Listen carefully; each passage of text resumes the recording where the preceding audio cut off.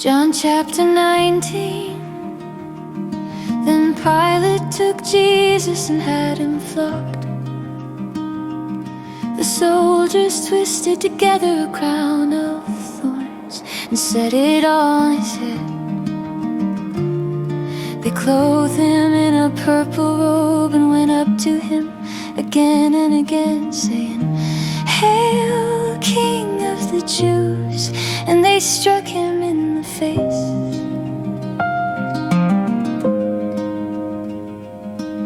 Pilate went out again and said to them, "Look, I am bringing him out to you to let you know I find no basis for a charge against him."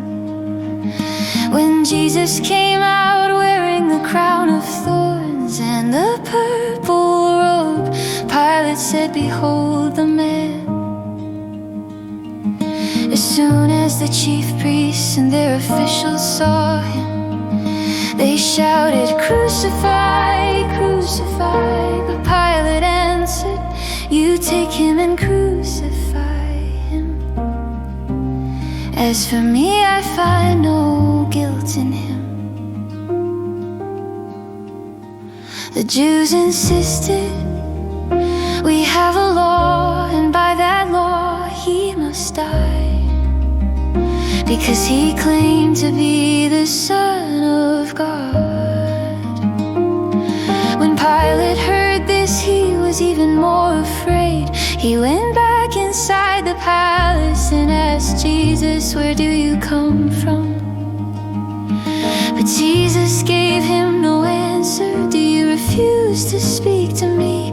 Pilate said, "Don't you realize I have power to free you or crucify you?" Jesus answered,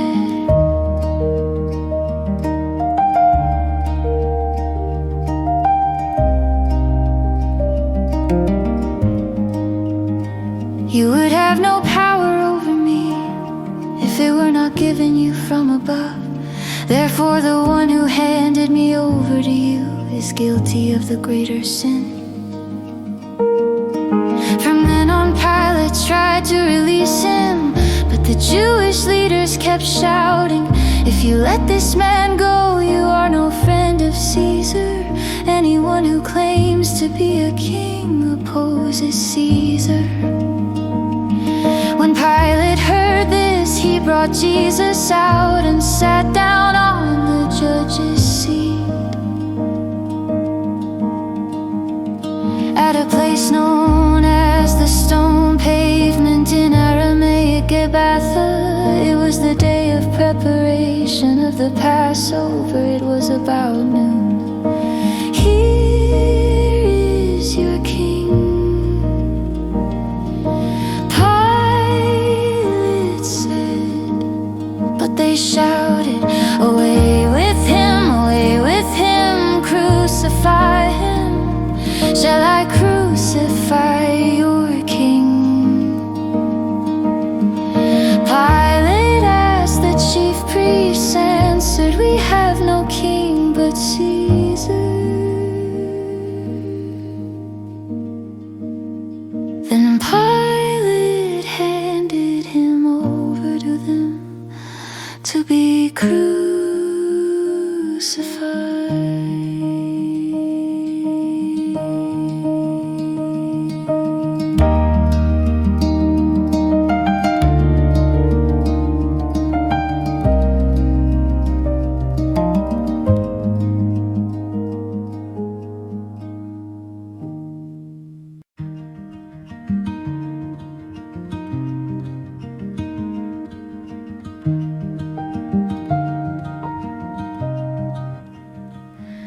So the soldiers took Jesus, carrying his own cross. He went out to the place of the skull in Aramaic Golgotha. There they crucified him, and with him 2 others, one on each side, and Jesus in the middle. Pilate had a notice prepared and fastened to the cross. It read, Jesus of Nazareth, the King of the Jews. Many of the Jews read this sign, for the place where Jesus was crucified was near the city. And it was written in Aramaic, Latin, and Greek. The chief priests protested, "Do not write, the King of the Jews," but that this man claimed to be King of the Jews.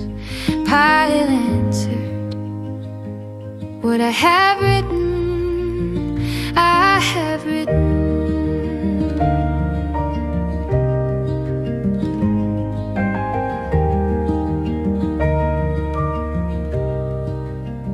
When the soldiers crucified Jesus, they took his clothes, dividing them into 4 shares, one for each of them, with the undergarment remaining. This garment was seamless, woven in one piece from top to bottom. "Let's not tear it," they said, "let's cast lots to see who will get it." This happened that the scripture might be fulfilled. They divided my garments among them, and for my clothing they cast lots.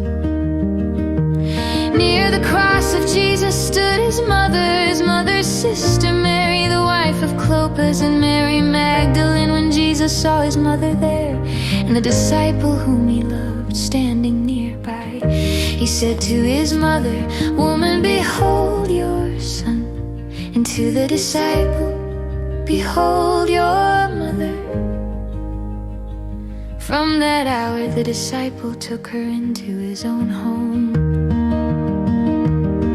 Later, knowing that all was now finished, and so that scripture would be fulfilled, Jesus said, "I thirst." A jar of sour wine was there. They soaked a sponge in it, put the sponge on a branch of hyssop, and lifted it to his lips. When Jesus had received the drink, he said, "It is finished."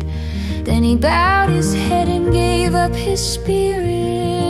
It was the day of preparation, and the next day was a special Sabbath, because the Jews did not want the bodies left on the crosses.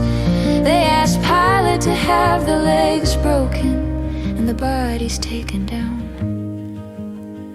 The soldiers therefore came and broke the legs of the first man who had been crucified with Jesus, and then of the other.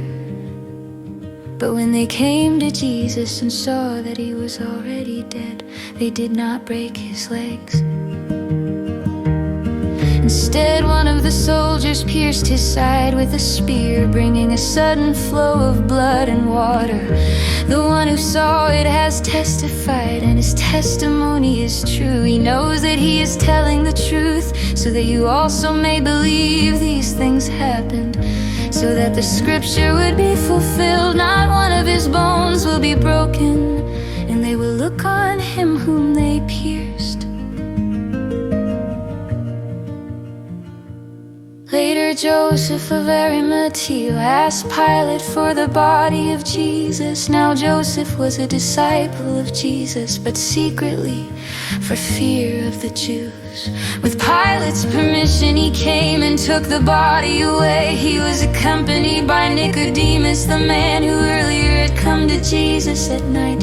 Nicodemus brought a mixture of myrrh and aloes, about 75 pounds in all. Taking Jesus' body, they wrapped it with the spices and strips of linen, according to Jewish burial customs.